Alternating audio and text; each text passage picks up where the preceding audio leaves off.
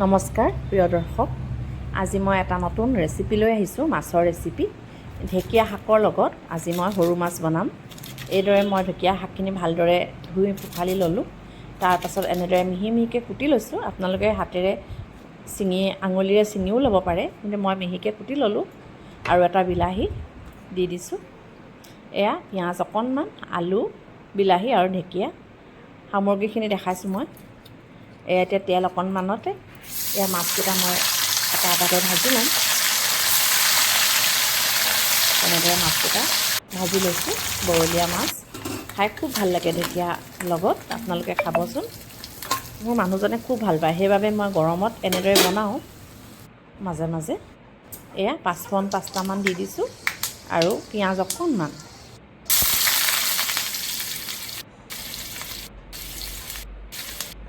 এতিয়া বিলাহীটো দি দিছোঁ।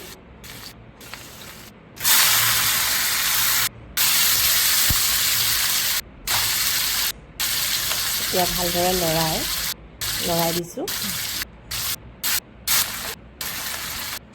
ঠিকমতে নিমখ আৰু হালধি দি দিছোঁ। একেবাৰে চিম্পুল এটা ৰেচিপি, খাই কিন্তু খুব ভাল লাগে গৰমৰ দিনত। এতিয়া মই ঢেকীয়াখিনি দি দিম। একেবাৰে চিম্পুল, একেবাৰে ইজি আৰু একেবাৰে হেল্ডি এটা ৰেচিপি বুলি ক'ব লাগিব। এয়া হ'লেই আৰু আমি ভালদৰে লৰাই অকণমান ঢাকি দিছোঁ।